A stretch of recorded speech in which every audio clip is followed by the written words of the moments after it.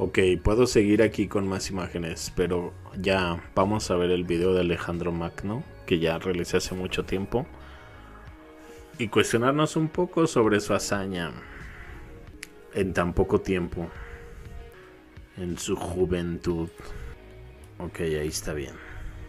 Cosa similar a las Starford. Bienvenidos a Mente Abierta. Creo que hay algunas cosas sobre Alejandro Magno que se pueden mencionar. El llamado Imperio Romano se estaba expandiendo en todas las direcciones. Eso es comprensible y normal, entre comillas. Pero Alexander se movió hacia el este, desde su tierra natal, y nos preguntamos, ¿por qué no conquistar algo más cercano primero? Por ejemplo, ¿qué pasa si algún vecino del oeste decide atacar Macedonia? Solo porque está a 10 días de distancia a pie. Lo que Alexander vería después del regreso, ciudades y ruinas apiladas. Otra cosa, ¿por qué conquistar en su mayoría países áridos, con mal clima, según la historia oficial, mientras que los hay mejores al oeste?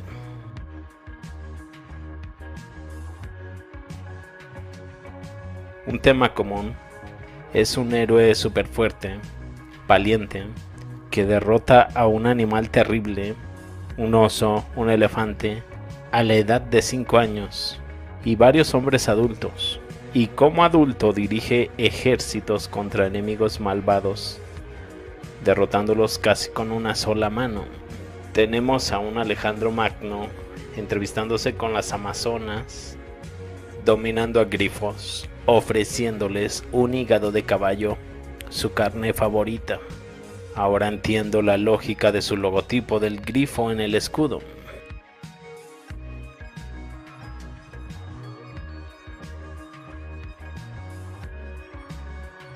Tenemos también una larga lista de gobernantes Alexanders contemporáneos.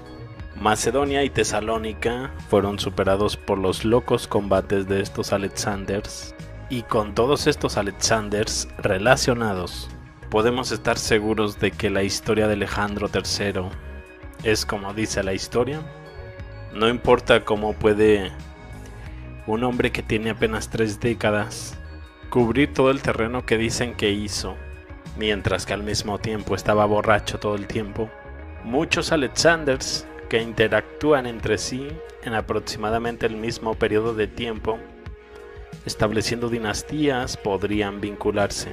Tanto Alejandros relacionados entre sí, todos peleando, conquistando y compitiendo por la supremacía.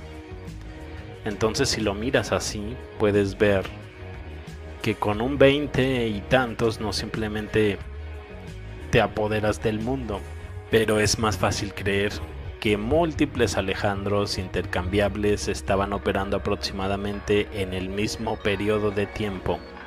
Tal vez esto podría explicar la ciudad de Alejandría. Sin embargo, Alejandría es otro nombre para Hera, la esposa de Zeus. Esa es también una razón plausible por la que tantas Alejandrías llevan este nombre, siendo el mismo que se refiere a la diosa Hera. Si hay tantas de estas Alejandrías en todas partes, y si ya había una Alejandría cuando llegas allí, entonces definitivamente tienes menos trabajo por hacer. ¿Qué me dicen incluso de París de Troya, también llamado Alejandro? ¿Recuerdan la región de Bactria, antigua capital del reino bactriano? Hoy se llama Balkh, en Afganistán. Fue la vista satelital de Bactra lo que me impresionó, con un aspecto Starford y una fuerte erosión. Existen muchas fotos de la explicación sobre cuándo fue construido, por quién y cómo se erosionó. El viejo Kandahar es Alejandría Arachosia.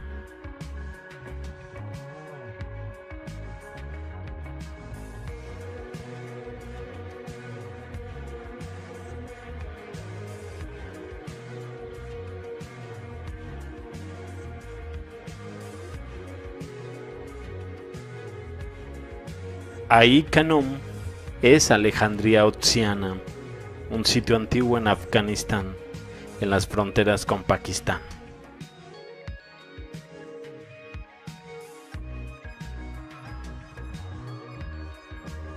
y finalmente conoce a Meru en Turkmenistán. Meru es Alejandría.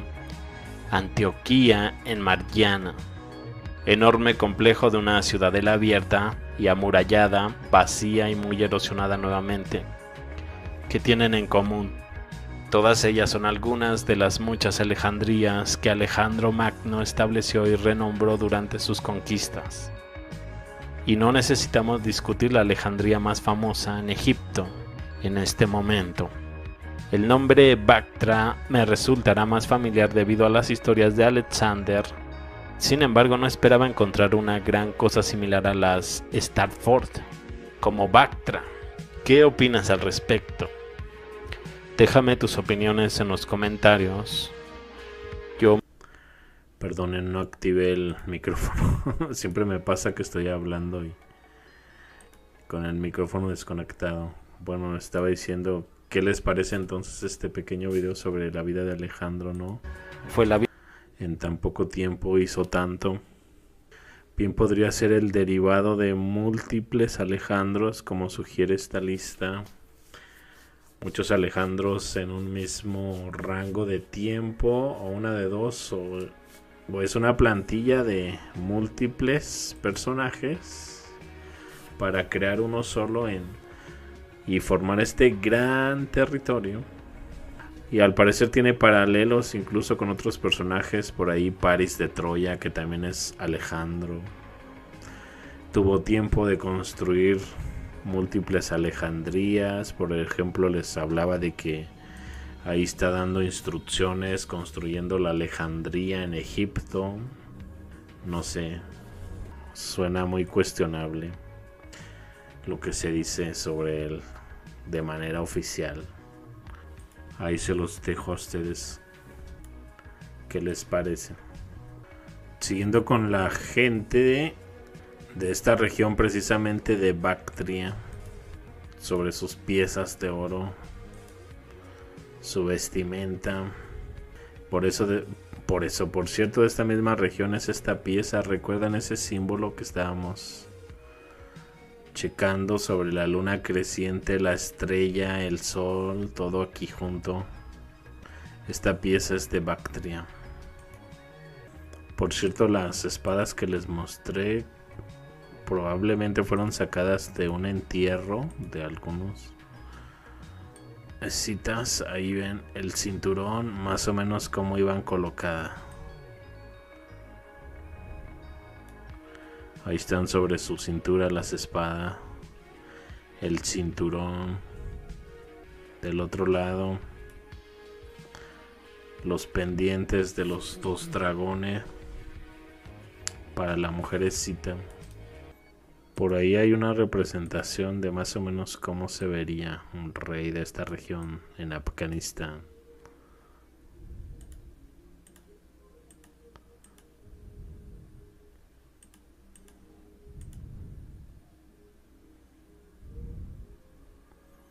De hecho, también tienen como que mucha,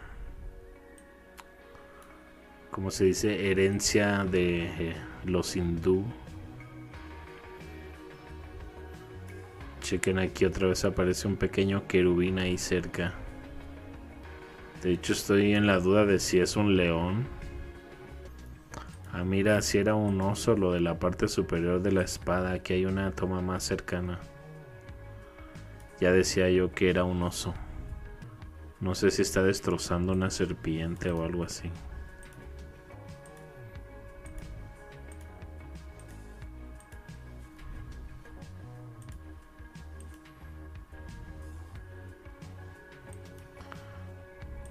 Y en esta toma más cercana se aprecia más esta parte también. Creo que era del cinturón.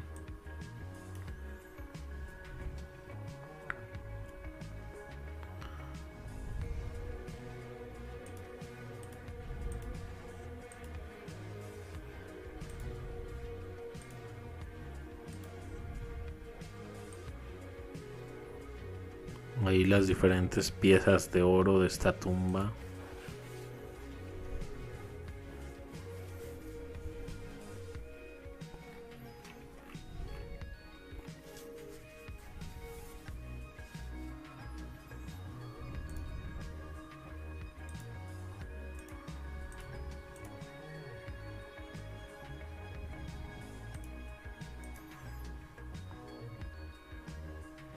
ver, esta pieza se ve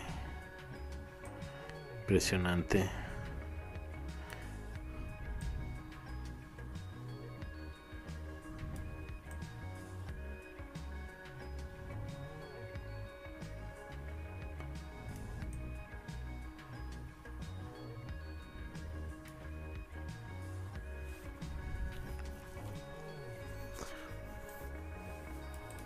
Se parece mucho esa criatura a esta imagen que estaba presentándoles ayer, ¿no? A ver, déjenme busco la imagen del en vivo de ayer, cuando estábamos checando un poco las imágenes que me compartieron en referencia al significado de estos caballos blancos. Por ahí Fátima me compartió esta imagen muy similar a la que se ve en esta pieza de oro, que por cierto viene con el símbolo de la luna creciente y la estrella. Vino a aparecer aquí en Afganistán una muy similar, pero relacionada a pueblos escitas, shakas, iranios. El león de Judá se parece mucho. Oso de los Pérez, oso la bestia, cinturón la voluntad, el ombligo. Y vuelve a aparecer ese símbolo, luna creciente y la estrella. Chequen esta corona, parece el dios Apolo, ¿no? Ahí en el frente. Todo esto es del pueblo Shaka, también derivados de los escitas, pero de la zona de Afganistán, Irán, norte de la India. Al parecer también muy longevos de edad, comparados con los de la zona de Sérica, relacionados a la seda. Mira qué curioso. Miren esta representación de un príncipe de la región. Qué grandes personas, junto con personas de normal estatura. Príncipe Kushan, se dice que es Hubishka haciendo una donación a un Bodhisattva, el imperio Kushan, un imperio sincrético, que bien se puede definir Kushan o tocarios. Recuerdan que ya se había relacionado a los tocarios con la gente de Sérica y con los escitas, o con la gente de Tarim, estas momias de Tarim. Tocarios por parte de los árabes, Kushan creo que por parte de los chinos, así los llamaban. Pero dice ahí la descripción: no se les debe confundir con los tocarios históricos de la cuenca de Tarim. Mira. Aquí otras piezas con grifos y dragones de esta zona. Bueno, yo digo que es un grifo peleando con un león. En la parte de arriba. Y en la parte de abajo, un dragón contra ¿qué serán? Contra tigres. Algo así. La descripción dice: placa de esteatita y jade chinas en estilo animalístico, escita de las estepas. Más cosas relacionadas a grifo versus caballos en esta vasija.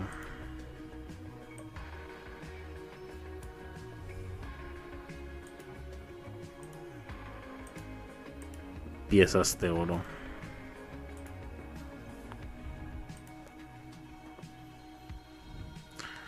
Chequen esta espada y estuche de flechas. Todo lo que contiene. Contiene grifos, contiene guerreros, que por cierto aquí se ven los escitas muy griegos, ¿no?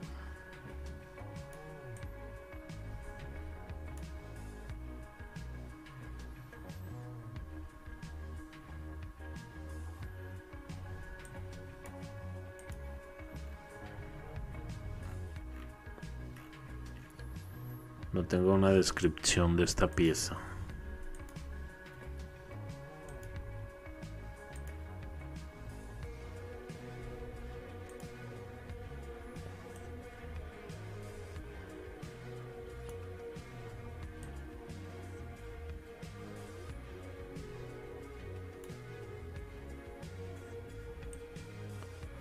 Ahí arriba hay otros 2 grifos. Parecen algunos cuantos dioses.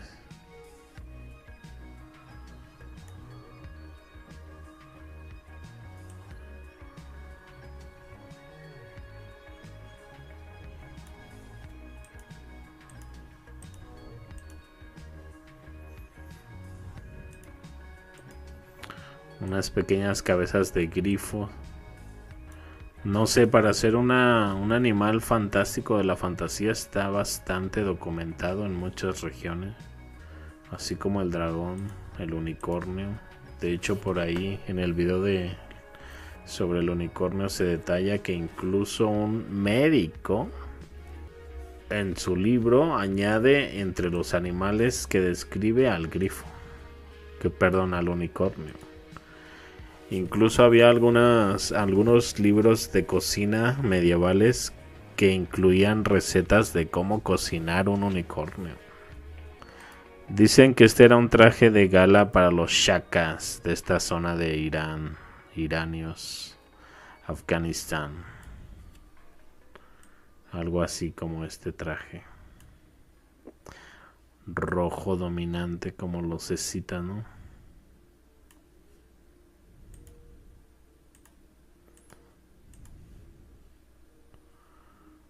No sé si la idea la habrán tomado de alguna tumba que abrieron o algo. De hecho se parece mucho a un guerrero escita, ¿no? El mismo traje de los shakas, muy similar.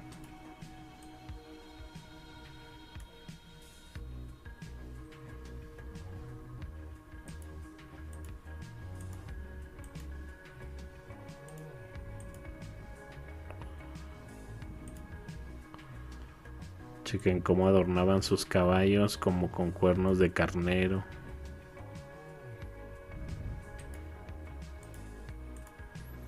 No se olviden de las amazonas, que también son de esta zona de Scythia. Que por cierto también emplean mucho la luna creciente.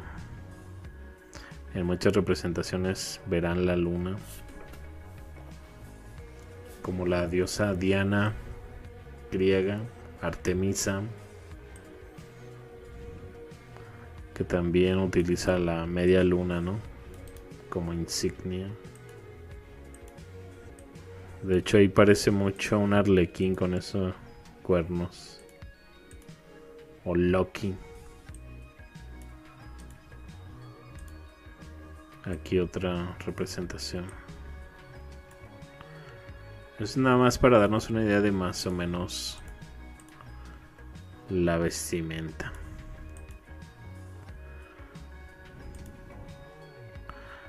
Chequen aquí esta pieza de oro. Una águila enorme, por así decirlo, porque se está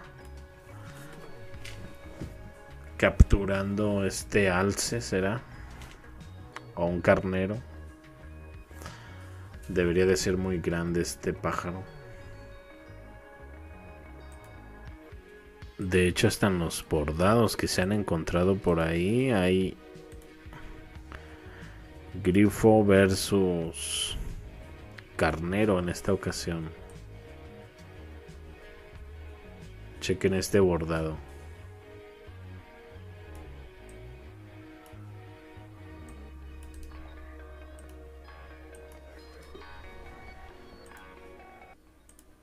Pieza de oro.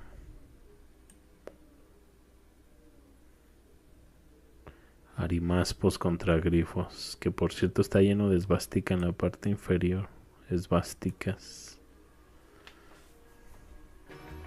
Relato sobre grifos de Isidoro de Sevilla carece de toda interpretación. El grifo se llama así porque es un animal alado y cuadrúpedo. Esta clase de fieras nace en los montes hiperbóreos. Son leones en el conjunto del cuerpo, en las alas, y el rostro se asemeja a las águilas, enemigos acérrimos de los caballos. También despedazan a los hombres en cuanto los ven. Producen también ahí en la India marfil y piedras preciosas, berilos, crisoprasas, diamantes muy codiciadas por las mujeres de alta alcurnia. Hay allí montes de oro a los que es imposible acercarse a causa de los dragones, grifos y hombres de tamaño monstruoso, que son los arimaspos. Mira, casualmente mucha de la gente de Tartaria es de gran tamaño.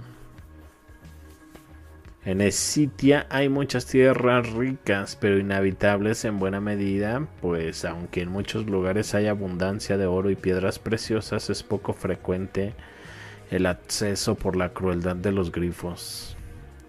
Esta es, por otra parte, la patria de las esmeraldas de mejor calidad. La idea de que los grifos odiaban a los caballos puede explicarse como una derivación de una leyenda según la cual los grifos sufrían el robo de oro a manos de los arimaspos que montaban a caballo. Arimaspo, mira, aquí está curioso esta descripción de Arimaspo. Arimaspo, también llamados Arimaspi. Se los describía como gentes con un solo ojo que habitaban los extremos septentrionales de Escitia, en las laderas de los montes rípeos, identificados con los Cárpatos o los Urales. Todo indica que los montes rípeos y montes hiperbóreos son los mismos, justo en la Moscovia. De hecho, creo que ahí hay un mapa. Recuerden que también se señala la Hiperbórea ahí muy cerca de lo que... Bueno, donde comenzó a surgir estos pueblos eslavos rusos, cerca de la Moscovia, Novgorod. Por ahí se señalaba a la Hiperbórea. En este mapa se señala. Ahí pueden ver Crimea en la parte inferior. Sarmacia.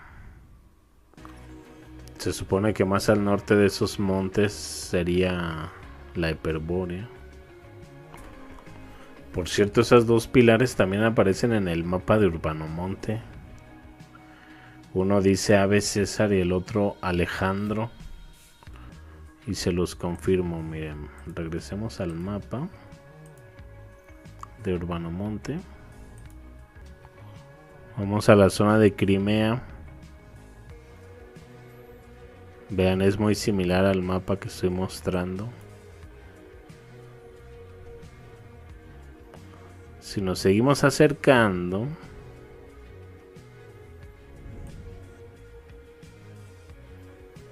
ahí está la Moscovia. Pasando la Moscovia están esos dos pilares que se ven en ese mapa.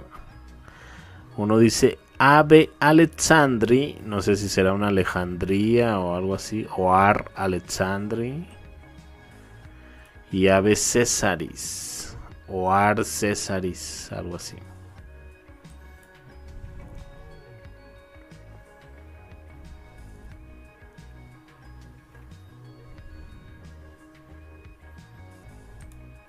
Me dio curiosidad. Entonces esos montes serían los montes hiperbóreos, me imagino, los que están ahí al norte. De hecho, ya después dice tierra incógnita. Si bien las montañas rífias aparecen solo en geografías griegas o de influencia griega, los teólogos cristianos a veces han relacionado el nombre de las montañas de Rifat, hijo de Gomer en Génesis, el libro de los jubileos. También menciona una cadena montañosa llamada Rafa, que algunos han vinculado cautelosamente con Rifeans, ripios.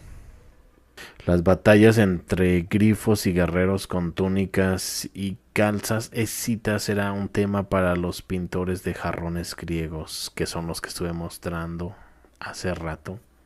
Los descendientes espirituales del tuerto Arimaspi del Asia Interior se pueden encontrar en las zonas fronterizas decorativas de los mapas medievales y en las imágenes monstruosas de Hieronymus Boscos, aquel pintor del Jardín de las Delicias. Antes de pasarles por ahí un dato curioso, déjenme coloco esta imagen. Arimaspos parecen ser parte escita. Son gigantescos. Están en Tartaria. Son curiosos. Arimaspi y los grifos eran imágenes históricas asociadas con las tierras lejanas del norte. El Prometeo atado de Esquilo del 415 a.C. que describe los vagabundeos de Lo señala que ella no debe pasar por el norte entre los arimaspos y los grifos, sino hacia el sur. Tanto era el miedo que le tenían a los arimaspos y los grifos los griegos. Heródoto, padre de la historia, admite el fantástico atractivo de los confines del mundo conocido, las tierras más alejadas. Sin embargo, como encierran y rodean por completo el resto del mundo, probablemente tengan esas cosas que consideramos los mejores y los más raros. Haciendo caso omiso del escepticismo de Heródoto, la historia natural de Estrabón y Plinio perpetuaron las historias sobre los pueblos del norte que tenían un solo ojo en el centro de la frente y se dedicaban a robar oro a los grifos. En el iraní temprano, Arimaspi combina Ariama, que es amor, y Aspa, que es caballos. ¿Qué les parece? Arimaspo viene a ser en iraní amantes de los caballos, como los escitas. Heródoto o su fuente parecen haber entendido la palabra escita como una combinación de las raíces arima, que es uno, y spou, que es ojo, y haber creado una imagen mítica para explicarla. La similitud de nombre y ubicación podría identificarlos con los antepasados del pueblo urálico local, los Mari. Los Mari. Arima spou. Arima 1, Spou, ojo. Y en iraní, Ariama es amor y Aspa, caballos. Amor por los caballos. La gente que ama a los caballos. Interesante la definición. Bueno, espero haberlos entretenido con esta recopilación de imágenes. No sé, tenía ganas de indagar un poco en estas representaciones artísticas en oro sobre los escitas. Yo también ya me estoy retirando, Fátima. De hecho ya son como las 4 a.m. por acá. Ya es bien tarde. Solo que no tengo sueño porque me levanto bien tarde por desvelarme. Pero igual ya me está dando bastante sueño.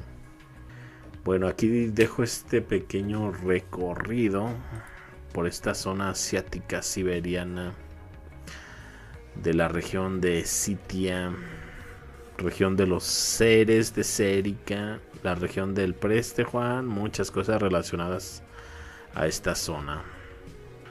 Ahora sí, me despido formalmente. Muchas gracias, Cuervo Noroñista, una vez más por el donativo, por cierto. Por ahí veo que estuvo muy participativo Oscar Luna, Zero Tamer, gracias Fátima, que descanses, muchas gracias Noemí, saludo.